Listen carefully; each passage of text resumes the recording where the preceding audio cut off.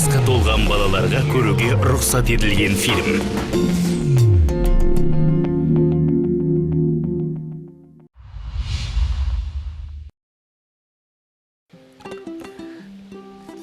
Апам өзін түсіндірсіз. Жаным-ай. Амансыз баба. Келіңіз, төрлі өтіңіз. Таң атпай. Не болды? Шақырып, Ойбай. Отырыңыз. Маңызды шаруа бар. Жайшылық па? Тек қорқпаңыз. Бәрі аман. Қалай айтсам екен. Енді ыңғайсыздау екен. Апа, енді арамызда жөн жосықты білетін үлкеніміз өзіңізсіз. Немене соз балақтап отырсың, Немене соз балақтап отырсыңдар? Не, әлде аяқ астынан той болатын болды ма, жоқ әлде біреуді алып қашып жатыр ма? Енді бұлай дұрыс топшылап отырсыз, апа. Бұлар кішкене алдын ала ескертпей ма? Сонда қыз жақтан ба, ұл жақтан ба хабар, ба? Апа, бізге қатысы жоқ бұл хабардың. Немене, сағы жақ па? Апа, енді біз жақ болғаннан кейін бұлай ыңғайсызданып отырмыз ғой. Ойбай-ау, ақылдасатын өздеріңнің үлкендерің бар емес па? Оған құдағиды салып қайтеді. Ана демесін құданы шақыртыңдар. Ол не дейді екен? Айтатын сөзін айтсын, сосын бізе айтамыз. Апа, мәселе сол құдаңыздың өзінде болып тұр ғой. Құданың өзінде? Сонда не? Құдаға не бопты? Әлде әңгімесі жарасатын біреуді сол жақтан тауып алып па? Дөп түстіңіз, апа. Не? Не дейді? Апа. Құдаңыз Астананың бір аруымен көңілі бұлай жарасқандай болып тұр ғой. Жағдай солай, апа. Апа, не болды? Ой, апа. Апа, не болды? Апа, су ішесіз ба? Не болды, апа? Жоқ. Бұлға беренем осындай қатты ет деп ойлаған жөдін. Әлде? Демесін, Астананың дәрігерлері керемет екен, мықты екен деп сөйлескен кезде даусы жарқын-жарқын шығу шет. Құдаңыздікі сондай ауру болып шықты. Баяғыда арғы ата бабамыз сері болған деп қоқаңдау шет қанына тартқан екен ғой. Ой, апа, ол бір жай айтыла салған әңгіме ғой, енді соны... Жоқ. Ол жай әңгіме болмай тұр ғой. Ай, жүрегім-ай. Алла. Ай, Алла. Танылып барған бар әлем, таныған қалам бар дарқан жырым. Арайлап таң атқан шуағын таратқан далам бар жауқар нұрым.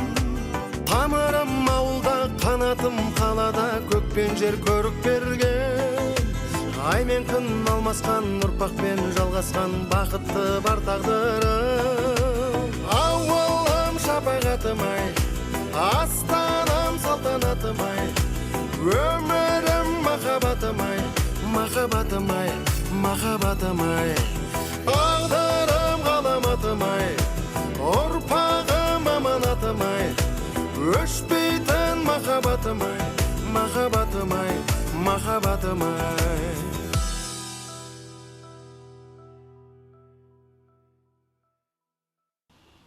Осындай боларын біліп едім.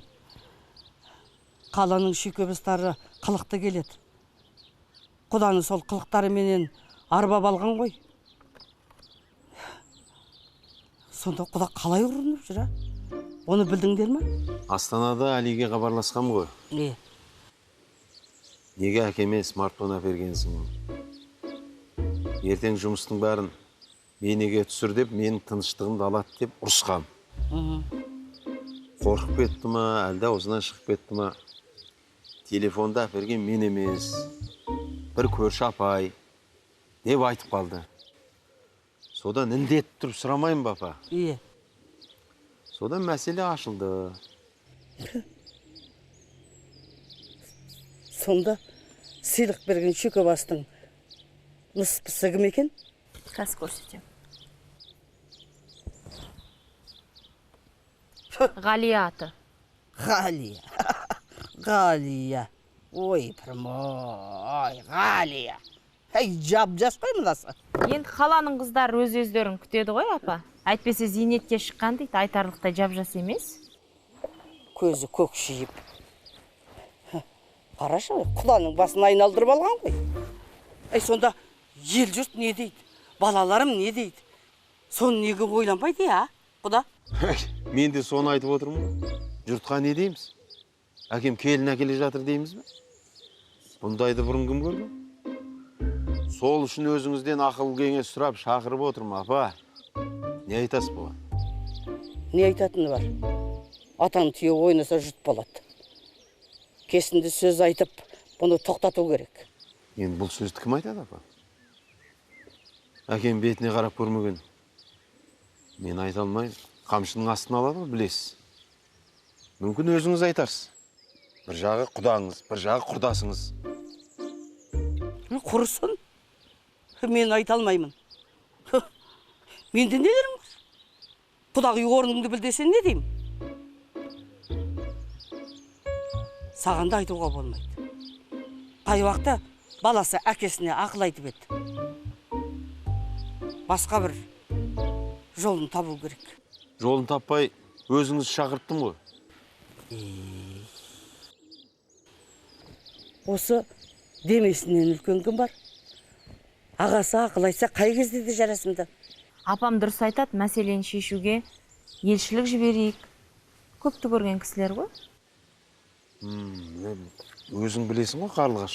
Ауылдағы жиын тойдың бәрін басқарып, бас болып жүретін осы әкем ғой. Басқа үлкенде кім бар еді? Ана кісі бар ғой, көшенің арғы бетінде тұратын. Маған атын атауға болмайды, апа. Тақия киіп жүретін жасыл мотоцикл бар шы? Иә. Кім еді аты? Ой. Қазір тоқтай тұр. Ой. Сәбетқан. Иә. Иә. Ол кісі бар ғой, бірақ енді Сәбетқан аға басына тақия киіп жүргені болмаса, бай ақсақалдыққа не қыламайды. Асықпай басқа біреуді ойластырайық. Ойланатын несі бар? Демесінен үлкен сол Сәбетқан. Ол алыс жолға да жарайды. Өмір бақи анау күзеттесі деген. Басқалары болса қаусап қалады жол ортада. Дұрыс, тың ширақ. Бірақ енді ол кісіні бір спорттық ойындарға апара жатқан жоқпыз ба? Ширақтығын көрсететін. Аталы сөз айтатын, мәселені шешетін адам керек. Сәбетқан аға өзі бұлай сөзге де жоқ. Оның үстіне құлағының ақаулығы бар. Қалай болар екен, ә?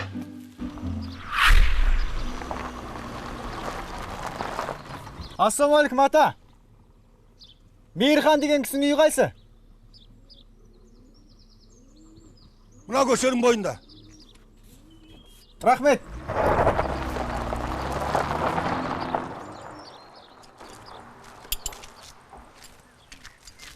Атаны көлік неге тоқтады? Не дейді? Мектеп іздеп жүр екен. Мына жақты неге көрсетесіз? Мектеп мына жақта ғой. Ауыл кішкентай тау болады. Қатырасыз ата. Сәбетқанды жалғыз жіберуге болмайды. Ол қауіпті. Оның қасына бір жөн-жосықты білетін, сөзге шебер біреуді қосып жіберу керек. Кім бар еді?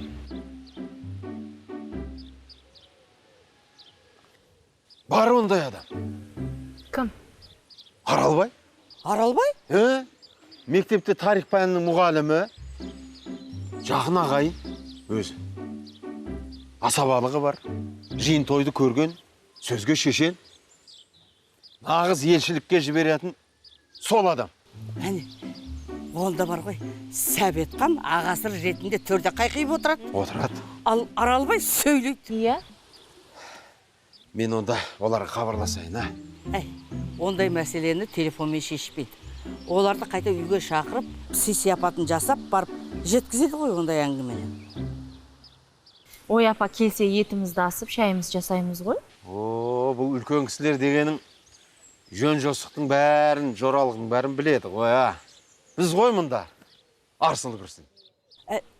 Әлгі жаңағы берші көрейін түрін сұлудың.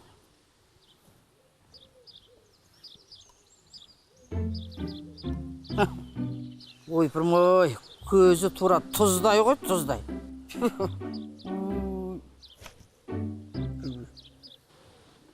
Осыған құда қалай қызығып жүр, я? Түк түсінсем бермесін.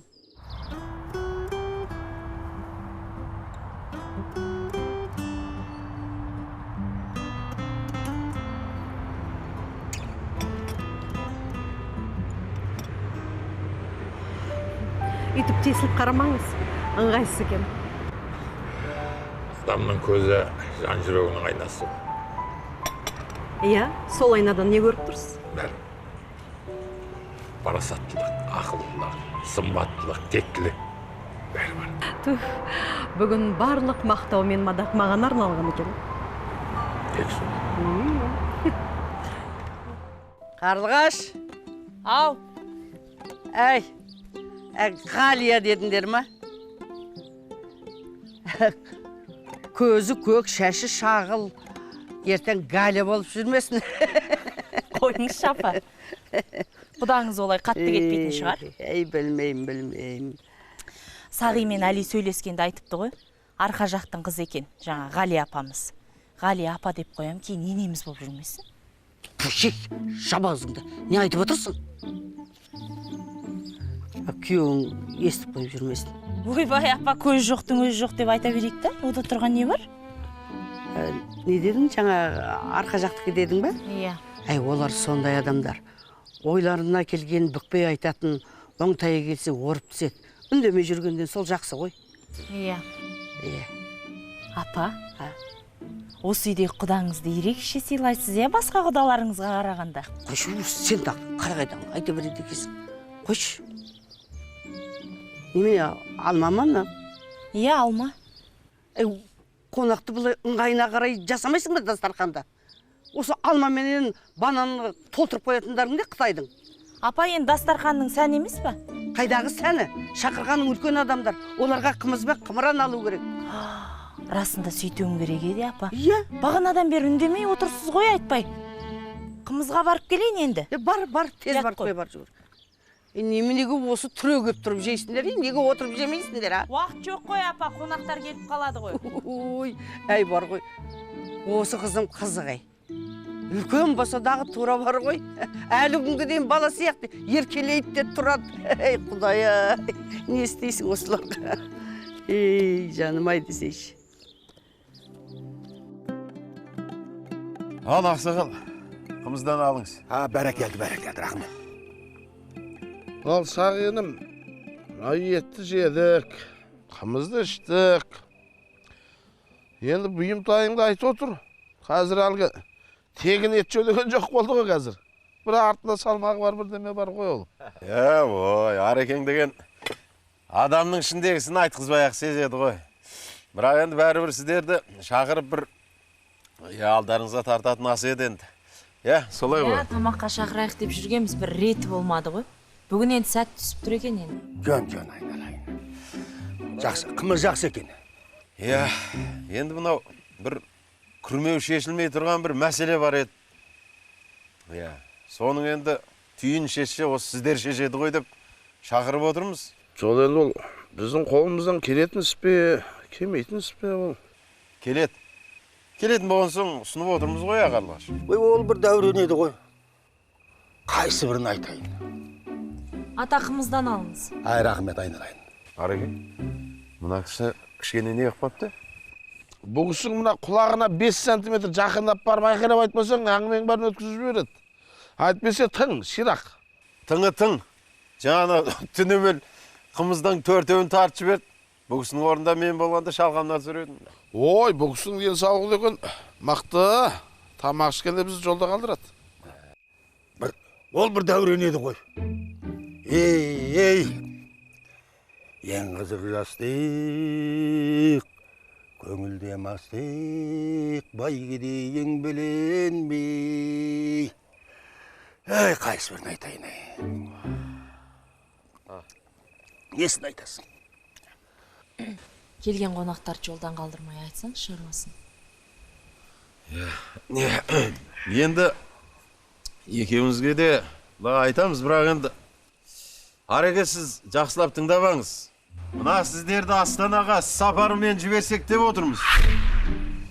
Барып келу билеттерін өзіміз әпереміз, Қарлығаш? Сол енді ол билет емес қой мәселе. Мен әлісімін. Ол демесін аға қалай айтамын? Мінезім білесің ғой кісінің. Қамшының астын алады оның дейін. Жоқ, болмайды. Жоқ, Ареке, бәрін өзіміз ойластырып қойғанбыз. Қасыңызда қалқан бұл мына кісі отырады. Иә, бұл әкемнің үлкен ағасы. Әкем бұл кісінің сөзіне құлақ аспағанда кімнің сөзіне құлақ асады? Мынау енді барған соң сіздің сөзіңіз осы кісінің сөзі болып есептелінеді. Негізі, енді өзіңіз басын бастап бересіз ғой енді. Жөн. Иә, Астанаға барып келесіз, экспоны көріп келесіз. Жөн айтасың айналайын. Кел, жөн. Дұрыс. Ой, енді ол қалай болар екен, а? Жаңа экспосы әлі болып жатыр ма екенсің? Біраз болады дейді. Иә. Рас айтады.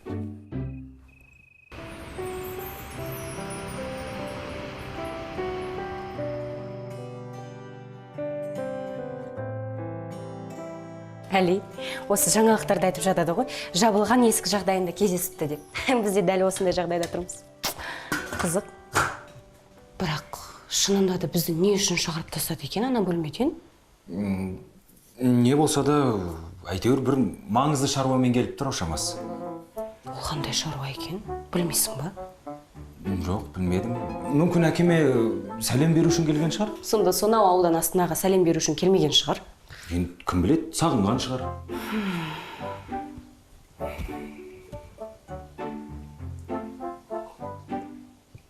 Әли. Маған қараш.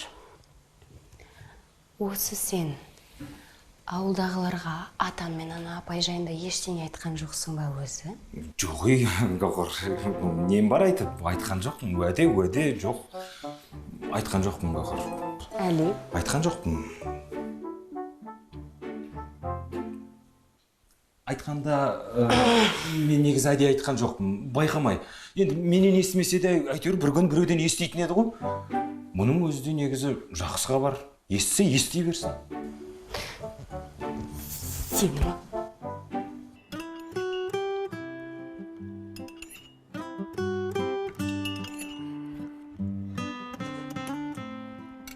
Ал енді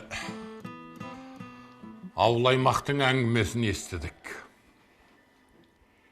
Келген шаруаларыңды айтыңдар. Жүрістеріңнің суыт екенін бағана кіргенде байқағам. Иә, айтқанда бұлай ғой көке. Енді пенде болған соң шалысып басылады кейде. Онда да тоқтау айтып, қасыңнан табылатын ағайын туыс. Иә. Мынау елдестірмек елшіден дейді көке. Сәке, ақсақал, келген шаруаларыңды айтып отырыңдар дейді көкем. Әңгіменің торқынын бастасаңыз. Мен бір мызғып аламын. Ана жолдың әсері ме, қымыздың әсері ме, жол сарсатты ма, мазам болмай тұр.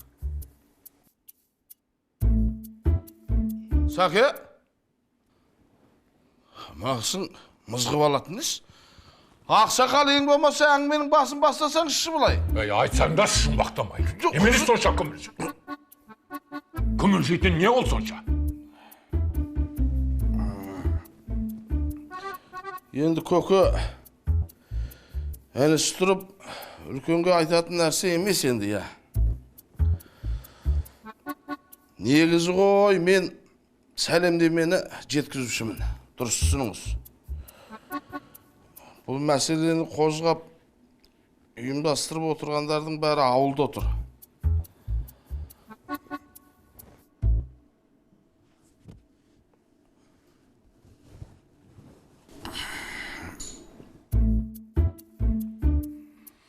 Айтсаңшы жұмбақтамай.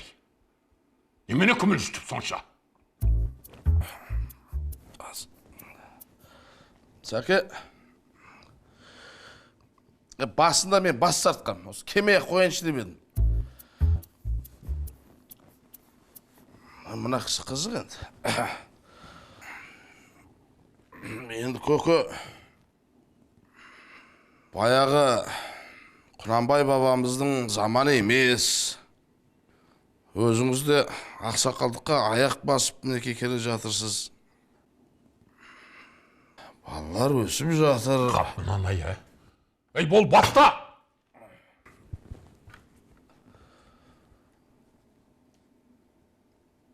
Біз экспоға келіп едік. Бұлай, жақсы болып жатыр дейді ғой. Бар алдыңыздар ма өздеріңіз? Ертеңінде кеш қылмай. Барсақ барып қайтайық экспоға. Қазір мен шайын олайын.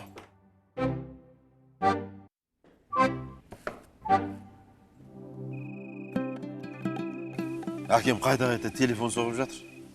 Көтеруге қорқып отырмын.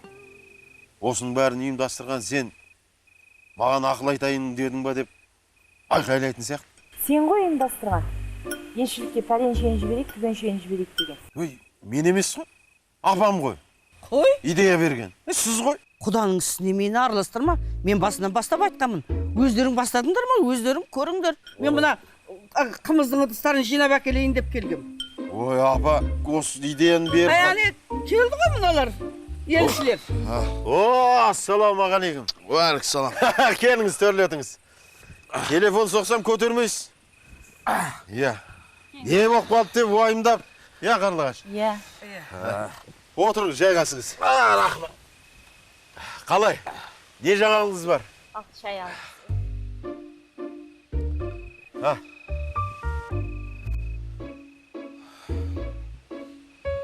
Жаңалық болғанда бардық, көрдік. Ай, сау бол. Рас екен. Сосын қайттық. Бардың, көрдің, қайттың. Алла. Не істейміз енді? Бірақ енді құдағы экспос керемет екен енді. Абдан араладық. Шарын да көрдік. Сонда не дейді әкем? Кім? Кім несі? Әкем дейді? Оқысы үштенге демеді. Айналып кетейін ау. Өздеріңді Астанаға құда үшін шаруаменен жіберген жоқ па? Анау көкшіл көз көршісі. Құдамен бірге келе ма жоқ па? Осы аула, Енді көрші жайлы мүлде әңгіме болған жоқ. О жағын сұрастырмадық. Онда Астанадан не істедіңіздер? Не істегенді айтып отырмын ғой.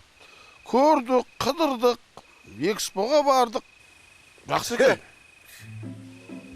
Аралбай аға, сізге енді сол Астанаға барсын, қыдырсын деп билета бердік па? Барғаннан кейін бітіріп келмейсіз бе шаруаны? Немене ашуланасың? Қалай бітіресің айналайын? Қосып жіберген адамың анау. Әбден мазамдалды. Біресе қымыз, біресе ішім ауырды дедім ба, шаршадым дедім ба, ұйықтадым ба, жұмған аузын ашпады. Мен айттым ғой, ағама батып іштенге айтамаймын мен. Сосын мәселен іштенген қозғамадық. Бардық, қайттық. Сонша дәріптеп жібергенде болмады енді. Бардық, қайттық, жаттық, экспоға бардық. Бірақ енді экспосы керемет екен енді. Ана дәу шарында көрдік, жақсы қыдырдық. Сенген қойым, сен болсаң, депті ғой баяғыда.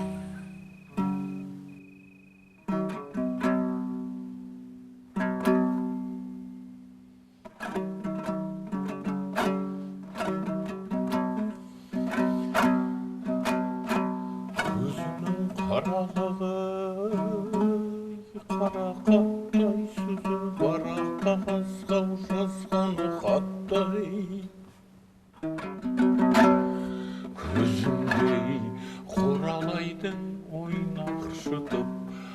арман не сені құшқан адамзаттай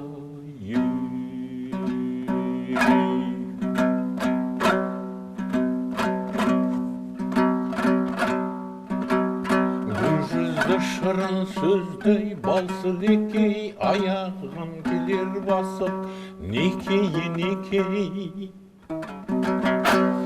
алмадай беттерінен сүйгеніңдей сорлар мен ғана ай сол күні